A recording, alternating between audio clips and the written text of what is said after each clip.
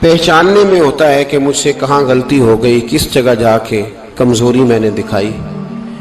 ہر انسان اچھی، ٹھنڈی، خوبصورت، سکھ والی زندگی چاہتا ہے۔ اللہ کریم نے سورہ نحل کے اندر ارشاد فرمایا، من عامل صالحا من ذکر او انثی، فرمایا جو بھی اچھے عمل کرے، چاہے مرد ہو چاہے عورت ہو، وہو مؤمن، شرط یہ ہے کہ مومن ہو، فَلَنُحْيِيَنَّهُ حَيَاةً طَيِّبَةً، فرمایا ہم اسے پاکیزہ زندگی عطا فرما دیں گے، حیات طیبہ دے دیں گے اسے، پاکیزہ زندگی۔ شرط کیا ہے؟ من عاملہ صالحا، نیک عمل کرے۔ کون سے عمل کرے؟ اٹھنا بیٹھنا، کھانا پینا، چلنا سونا جاگنا محتاط ہو اس کا، وہ نیکی کرے۔ قرآن پاک کے لفظوں کے حسن پر غور فرمائیے گا، فرمایا فَلَنُحْيِيَنَّهُ حَيَاةً طَيِّبَةً، ہم ضرور اسے پاکیزہ زندگی عطا فرما دیں گے، صاف ستھری زندگی، معیاری زندگی، خوبصورت شب و روز، آئیڈیل زندگی جس کو لوگ کہیں گے، وہ والی زندگی اسے دیں گے۔ اور دوسرے مقام پر سورہ طٰہٰ کی آیت نمبر 124 میں فرمایا وَمَنْ أَعْرَضَ عَنْ ذِكْرِی، جو ہمارے ذکر سے منہ پھیرے گا، جو ہمارا کھا کے چہرہ کسی اور طرف کرے گا، جو چلے گا ہماری زمین پر لیکن توجہ کسی اور طرف ہوگی، آسمان کی چھت ہماری بنائی ہوئی لیکن اس کے خیالات کہیں اور ہوں گے، فَإِنَّ لَهُ مَعِيشَةً ضَنْكًا، فرمایا ہم اسے تنگ زندگانی عطا کر دیں گے، اس کی زندگی تنگ ہو جائے گی، اس کی معیشت تنگ ہو جائے گی۔ گناہ زندگی کو تنگ کر دیتے ہیں، نیکی زندگی میں آسانی پیدا کرتی ہے۔ آپ کو اگر زندگی میں سکون چاہیے ہو تو آپ کسی غریب کی خدمت کر کے دیکھیں، اللہ کتنا سکون عطا کرتا ہے۔ آپ بڑے پاورفل بھی ہیں، بڑے طاقتور بھی ہیں اور بڑے باوقار بھی ہیں، لیکن کسی کو گالی دے کے آپ کا دل کبھی ٹھنڈا نہیں ہوگا، تکلیف ہوگی، اس کے اندر آزمائش ہوگی۔ ڈاکٹر ریسرچ کرتے ہیں، ڈاکٹر وہ کہتے ہیں گناہ کرنے سے آدمی جسمانی طور پر کمزور ہوتا ہے، لیکن وہی عمل اگر وہ بطور نیکی کرتا ہے تو اللہ اس میں اسے قوت عطا فرماتا ہے، اسی عمل میں اللہ اسے قوت عطا کر دیتا ہے۔ میں صرف اشارہ دے رہا ہوں، اس بات کی تفصیل میں نہیں جانا چاہتا۔ میرے عزیز یہ یاد رکھیں کہ نیکی آپ کو سکون دے گی، نیکی آپ کو ٹھنڈا کرے گی۔ اللہ تبارک و تعالیٰ نے قوموں پہ عذاب نازل کیا اور قرآن مجید فرقان حمید نے ان قوموں کے تذکرے بیان فرمائے۔ بھائی کس لیے بیان کیے؟ کہ ہم عبرت حاصل کریں، ہم یہ غور کر لیں کہ یہ کام ہم نے نہیں کرنا، اس کام سے ہم نے بچنا ہے، ہم نے غور کرنا ہے کہ یہ چیز ہمارے اندر۔ لوگ کہتے ہیں نہیں جی نہیں، ہم پہ یہ عذاب نہیں آئے گا، بالکل نہیں آئے گا، اس میں شک نہیں۔ پر اللہ نے بیان کس لیے کیا تھا؟ بیان کیا قرآن مجید معاذ اللہ کسی ایسی چیز کا بیان کرتا ہے جس کی ضرورت نہ ہو؟ قرآن پاک نے ایک ایک حرف ایسا بیان کیا جس کی مسلمان کو ضرورت تھی۔ قوم نوح کا ذکر فرمایا قرآن پاک نے، حضرت نوح علیہ السلام کی قوم کو حضرت نوح علیہ السلام نے 1500 سال سمجھایا ہے۔ 15، کچھ لوگوں نے 950 سال لکھا ہے نا، اعلیٰ حضرت نے لکھا 1500 سال عمر ہوئی حضرت نوح علیہ السلام کی۔ اللہ تعالیٰ بندے کو جلدی سزا نہیں دیتا، بلکہ قرآن مجید میں ایک جگہ رب کریم اس طرح بھی فرماتا ہے کہ جب بندے مجھے بھول جاتے ہیں تو میں ان کے لیے نعمتوں کے دروازے کھول دیتا ہوں۔ بندہ سمجھتا ہے کہ میں کچھ تو ہے نا کہ میرے اندر کہ میں جدھر جاتا ہوں خیر ہی خیر ہو جاتی ہے، وہ سمجھتا ہے کہ میری عقل ہے، حالانکہ اللہ اسے ڈھیل دیتا ہے، اللہ اسے ڈھیل دیتا ہے۔ گناہوں کی سزا کے 3 طریقے ہیں۔ ایک ہے متنبع کرنا، تنبیہ کرتا ہے اللہ، بندہ متنبع ہو جاتا ہے، یہ اللہ کا بہت بڑا احسان ہوتا ہے۔ ایک ہوتا ہے مہلت دینا، اور ایک تیسرا ہوتا ہے اللہ خفیہ تدبیر کرتا ہے۔ تھوڑا سا سمجھیے گا، انسان پر کوئی آزمائش آئی، فوراً اس کی چھٹی اس نے کہا کہ وہ فلاں جگہ غلطی کی تھی تب ایسا ہوا ہے۔ ہوتا ہے نا کئی دفعہ آواز آتی ہے نا اندر سے، چلیں بول دیں کچھ نہیں ہوتا آپ کو، اللہ جانتا ہے یہاں کوئی کچھ نہیں کہے گا آپ کو، اور ہماری تو ویڈیو بھی نہیں گھومتی، یعنی خبر بھی نہیں ہو کہ کس نے ہاں کر دی کس نے نہ کر دی، آپ بغیر ٹینشن کے بات چیت کریں, آج کچھ نہیں ہوتا انشاءاللہ تعالی. آتی ہے اندر سے آواز؟ میں آپ سے اس لیے ان چیزوں کی تصدیق کراتا ہوں کہ باقیوں کو بھی آتی ہے کہ نہیں, اس لیے تصدیق. کبھی کوئی کسی جگہ انسان پریشان ہوتا ہے تو محسوس کرتا ہے کہ وہاں مجھ سے ہوتا ہے نا جی, جس کو یہ نصیب ہو جائے بڑا خوش نصیب آدمی ہے. حضرت مولا علی فرماتے ہیں اگر تجھے دنیا میں سزا مل گئی تو بچ گیا ہے, سمجھ پھر اللہ کرم کرے گا, آخرت میں سزا نہیں دے گا. اور یہ یاد رکھ لے, وما اصابکم من مصیبت فبما کسبت ایدیکم ویعفو عن کثیر. اللہ فرماتا ہے دنیا میں تجھے جو بھی تکلیف پہنچتی ہے وہ تیرے ہاتھوں کے کرتوتوں کی وجہ سے پہنچتی ہے. ویعفو عن کثیر, فرمایا کثیر گناہ تو میں ویسے ہی معاف کر دیتا ہوں. یہ جو تیری زندگی میں دکھ ہے نا, یہ بھی میری قلیل سزائیں ہیں. یہ کثیر پر سزا, یہ قلیل ہے قلیل. یہ جو تمہاری زندگی میں تکلیفیں, انسان کو سزا ملتی. حضرت فضیل بن عیاض رحمۃ اللہ تعالی علیہ گھوڑے پہ بیٹھے تھے, گھوڑا شرارت کرنے لگ گیا, اچھلنے لگ گیا, کودنے لگ گیا. تو حضرت فضیل بن عیاض نیچے اترے, ایک کونے میں جا کے نماز کی نیت باندھ لی, 2 رکعت نماز پڑھی, پھر دیر تک استغفار پڑھتے رہے, روتے رہے, دعا کرتے رہے. واپس آئے, خادم عرض کرنے لگے حضور سمجھ نہیں آئی, گھوڑے نے تھوڑی سی شرارت کی, وہ بدکا ہے, آپ نے اس کو چھوڑا ہے اور چھوڑ کر کے آپ نماز میں لگ گئے. تو حضرت فضیل بن عیاض فرمانے لگے جب بندہ اللہ کی نافرمانی کرتا ہے نا تو جو چیزیں اس کی فرما بردار ہوتی ہیں وہ اس کی نافرمانی کرنے لگ جاتی. تو مجھے محسوس ہوا تھا کہ میں نے کہیں اللہ کی نافرمانی کی ہے, اس لیے ایسا ہوا ہے کہ میرے گھوڑے نے میری, تو میں توبہ کرنے لگا ہوں. اور اب دیکھتا ہوں بیٹھ کے بھلا کیا ہوتا ہے. میں نے سچی توبہ, حالانکہ مجھے یاد نہیں کہ میں کہاں بولا, پر کھری اور سچی توبہ کی. دوبارہ گھوڑے پہ بیٹھے تو گھوڑا بالکل صحیح ہو کے ساتھ چلنے لگ گیا. میرے بھائی, جب یہ تنبیہ ہے اللہ کی طرف سے, یہ متنبہ کیا جاتا ہے کہ دوبارہ آ جا. بہت ساری جگہوں پہ انسان کو وقتی طور پر اگر سزا مل جائے, نبی پاک علیہ السلام کی خدمت میں ایک صحابی آئے, بات مضبوط کر دوں, واقعہ سنایا ہے نا تو کچھ لوگ سمجھتے ہیں کہ یہ واقعہ ہے, تو میں ایک حدیث پاک امام بہقی کی لکھی ہوئی عرض کرتا ہوں. نبی پاک علیہ السلام کے ایک صحابی آئے اور ان کا سر پھٹا ہوا تھا,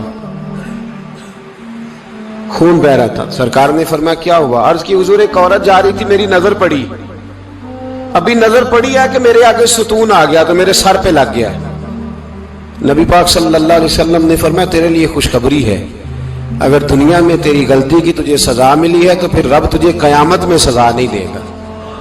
پھر اللہ قیامت میں سزا, بعض گناہ ایسے ہیں جن کی یہاں بھی سزا ملے گی اور وہاں بھی ملے, لیکن میرے بھائی پہلی بات یہ ہے کہ اللہ تعالیٰ اس غلطی کی یہی سزا دے لے اور دعا فرمائے اللہ تبارک و تعالیٰ یہاں بھی معافی عطا فرمائے, وہاں بھی معافی عطا فرمائے, اللہ درگزر ہی فرمائے. لیکن میرے بھائی ایک تو یہ سزا, ایک سزا یہ ہوتی ہے کہ انسان جب گناہ کرنے لگتا ہے تو اللہ نعمتوں کے دروازے کھولتا ہے, مہلت دیتا ہے. 500 سال تک فرعون کو مہلت دی. کتنے؟ یہاں جو 5 سال حکومت کر لیتا ہے وہ کہتا ہے سب سے قابل میں ہی ہوں, مجھے مہلت جو ملی ہوئی ہے. 500 سال مہلت دی اللہ تعالیٰ نے. اور فرعون کی قوم پر پتہ عذاب کس طرح کے آئے تھے؟ ٹڈیاں مسلط کر دی اللہ نے. یہ گھومتی نہیں چھوٹی سی, ہم اپنی زبان میں اس کو کچھ لوگ مختلف ناموں سے یاد کرتے ہیں, کوئی مکڑی کہتا ہے, کوئی کچھ کہتا ہے. مسلط کر دی, جاتی نہیں. ان پر بنی اسرائیل کے ان مقابل جو فرعون کی قوم تھی ان پر الزام اس طرح کا عذاب آیا کہ مینڈک مسلط کر دی اللہ تعالیٰ. برتن کھولتے تھے اندر مینڈک نکلتا تھا, دنیا کی ہر دوائی استعمال کرتے تھے لیکن مینڈک نکل آتا تھا. تھوڑا سا سمجھا کریں چیزوں کو. ہمارے رنگ نہیں زیادہ گورے کہ ہم پر عذاب نہیں آتا. کوئی بہت زیادہ اللہ تعالیٰ معاف فرمائے دولت نہیں جمع کرا بیٹھے شاہی خزانے میں کہ ہم سے پوچھا نہیں جائے گا. یہ مہلت ہے, مہلت کو مہلت سمجھو. پھر جب پکڑ آتی ہے نا اللہ کریم کی, میں نے دیکھا ہے کروڑوں روپیہ, 6 اولادیں. ایک شخص کے بچے باہر سے آ رہے تھے, وہ بندہ بیمار تھا, مجھے کہنے لگا حضرت جی دعا کریں میں ان کے آنے سے پہلے مر جاؤں ورنہ آ کے مجھے مار دیں گے. دعا کریں. اتنی بے سکونی, کروڑوں روپیہ پڑا ہے تو یہ عذاب نہیں؟ कोई जरूरी है कि पत्थर ही बरसेंगे तो समझ आएगी? ये जो सगा बेटा बूढ़े बाप के करीब से गुजर जाता है, सलाम नहीं लेता, तो इसको अजाब नहीं समझते? ये जो उम्मत की बेटियां, उम्मत की बच्चियां, हमारी बच्चियां एक एक साल के अंदर 75,000 हजार बच्ची एक एक डिवीजन से भाग के शादी कर रही है, और एक एक सूबे से, तो इसको आप अल्लाह का अजाब नहीं समझते? ये मामूली बात है? नहीं नहीं, हमारे रंग हो रहे, हम बड़े स्मार्ट हैं। 1500 साल मोहलत दी नूह अलैहिस्सलाम की कौम को। कितने साल? बोल के बताइए, बोल के दोबारा बोलिए। 1500 साल। कोई आदमी अपनी स्मार्टनेस पे खुश ना हो जाए कि 20 साल हो गए, मैं तो नाफरमानी भी कर रहा हूं, रोटी भी पक रही है, मैं तो हराम भी खा रहा हूं, फिर भी सब ठीक है। 1500 साल मोहलत दी। फिर हजरत नूह कहने लगे, अल्लाह मैंने तो बड़ा समझाया, नहीं बाज आते। तो रब करीम ने फरमाया कश्ती बनाओ। अल्लाह के पैगंबर कश्ती बनाने लगे तो कौम मजाक उड़ाने लग गई। अब क्या करने लगे हो? अब कश्ती बनाने लगे हो, खैर तो है, कौम मजाक उड़ा रही है।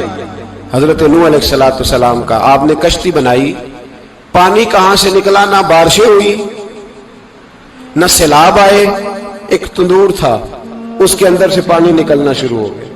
कभी तंदूर से भी पानी निकला है, पर जब निकालने वाला चाहता है तो वहां से भी एक तंदूर से पानी निकला।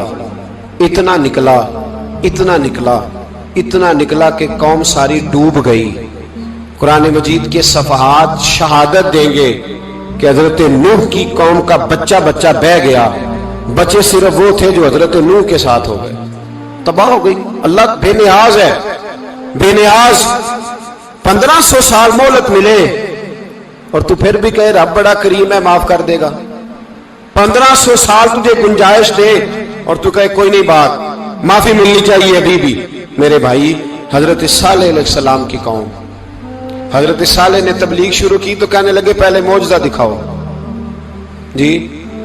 आज तो नहीं लोग मौजज़े मांगते, आज भी लोग करामते और मौजज़े, अल्लाह माफ करे, जो चीजें मौजज़ा तो हो नहीं ना सकता, लेकिन आज भी लोग, आप यकीन करें, कहते हैं ये बड़ी नमाजें पढ़ता है तो फिर बख्शा क्यों नहीं गया, फिर क्यों नहीं मन्नो सलवा क्यों नहीं उतरा इस पर, फिर मैं भी उसी तरह ही हूं, क्या इसके अंदर खूबी आ गई? मौलवी भी वैसे ही है, सूफी भी वैसे ही है। लोग मांग नहीं रहे, लोग दलीलें मांग नहीं रहे, अभी भी लोग बहस नहीं करते। क्या फर्क आ गया जी? वैसे ही है सारे। अल्लाह ताला से डरना चाहिए।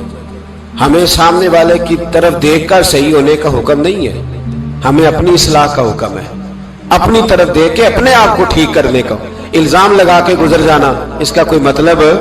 सुनो और याद रखो, हजरत सालेह अलैहिस्सलाम से कहने लगे पहले मौजज़ा दिखाएं, तो हजरत सालेह अलैहिस्सलाम ने फरमाया ऊंट कहां से पैदा होते हैं? कहा ऊंटनी के बतन से। फरमाया आओ मैं तुम्हें पहाड़ के अंदर से ऊंटनी पैदा करके दिखाता हूं। कहां से? पहाड़ के अंदर से। हजरत नूह साथ लेके गए तो पहाड़ के अंदर से ऊंटनी निकली, और ऊंटनी भी गाभन थी, उसके पेट में बच्चा, और ऊंटनी इतना दूध देती थी कि सारी बस्ती दूध पी जाती थी, फिर भी दूध बच जाया करता था। लेकिन हजरत नूह अलैहिस्सलाम ने फरमाया अब तुमने देख तो लिया ये इसे, ये जितना दूध देगी रोटी भी उतनी खाएगी। एक दिन तुम सारे पानी पियोगे, एक दिन ये सारा पानी पिया करेगी। एक दिन तुम सारे बाकी जानवरों को घास खिलाओगे, एक दिन ये ऊंटनी, और ऊंटनी का नाम क्या? नाकत अल्लाह, अल्लाह की ऊंटनी। किसकी ऊंटनी? नाम क्या है? अल्लाह की। ये अल्लाह की ऊंटनी है। तो हजरत नूह अलैहिस्सलाम की ऊंटनी फरमाया इसकी बेअदबी ना करना। बाज नहीं आए लोग, बाज नहीं आए, कहने लगे जी दूध देना तो ठीक है, पर ये जो सारा पानी पी जाती है ना, ये सही नहीं। ये जो सारी घास खा जाती है ये नहीं ठीक। दूध देना तो ठीक है, पर ये नहीं सही। आपने फरमाया इसे कुछ ना कहना, अल्लाह की ऊंटनी है। मैं कहा करता हूं उन लोगों ने नाकतुल्लाह की बेअदबी की। हजरत नूह अलैहिस्सलाम की ऊंटनी की टांगे काट दी, सालेह अलैहिस्सलाम की। और देखो अल्लाह बड़ा बेनियाज है, अगर पैदा करना जानता है तो हिफाजत करनी नहीं जानता। लेकिन रब करीम ने फरमाया ना करना। उन्होंने उनके पैर काट दिए, कानों पे छुरियां लगाई, ऊंटनी جب مر گئی اونٹنی، اللہ تبارک و تعالیٰ کی وہ اونٹنی جب مر گئی تو حضرت صالح علیہ السلام کی قوم پر رب کریم نے زلزلہ بھیجا.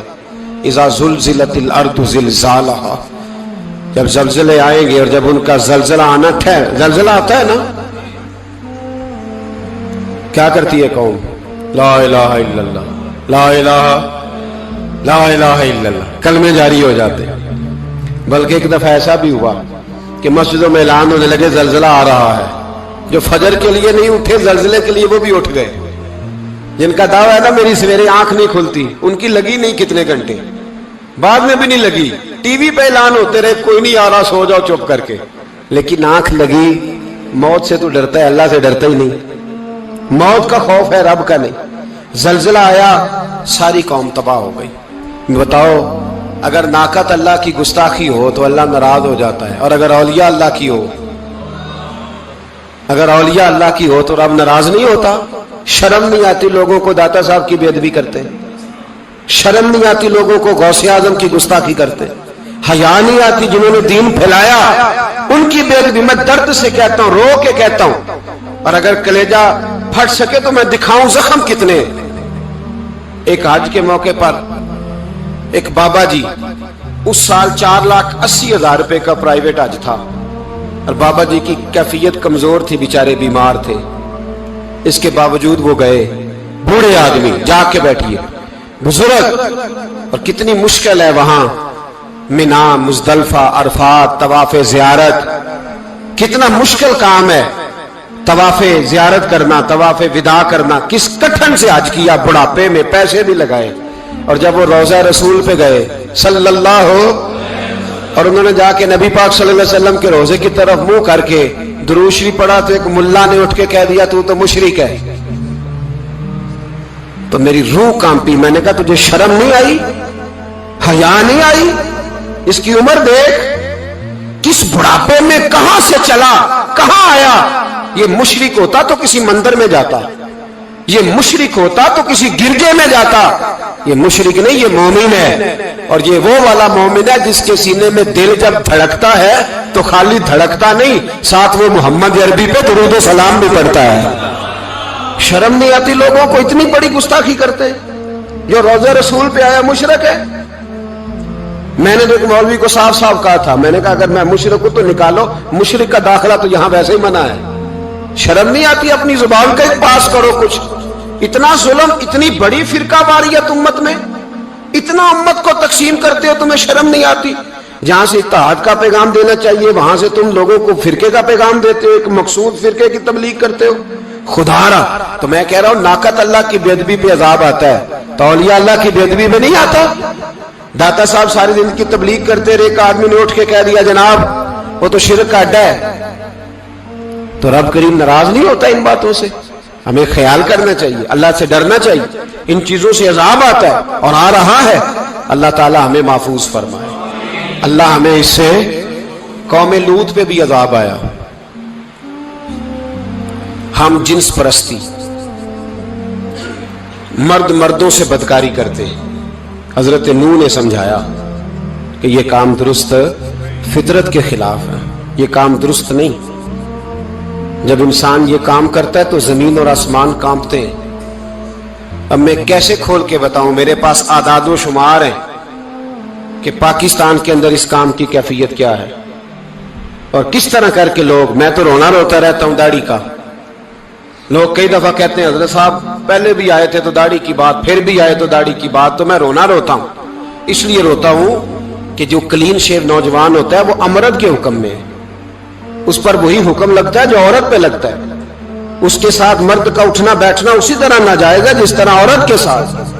حضرت جنید بغدادی رحمت اللہ تعالی علیہ کے سامنے ایک شخص نے کہا وہ کتنا خوبصورت نوجوان جا رہا ہے، تو آپ فرمانے لگے تو حافظ قرآن نہیں؟ کہا ہاں. فرمانے لگے جا اپنے حفظ کی خیر منا. وہ شخص کہتا ہے میں نے اس بغیر داڑھی والے کلین شیو نوجوان کو بری نظر سے دیکھا، مجھے قرآن پاک ہی بھول گیا، سارا قرآن پاک بھول گیا. اور کتنے سال میں دعائیں کرتا رہا، بیت اللہ کے طواف کرتا رہا، میں یاد بھی کرتا تو نہیں ہوتا. کیسے؟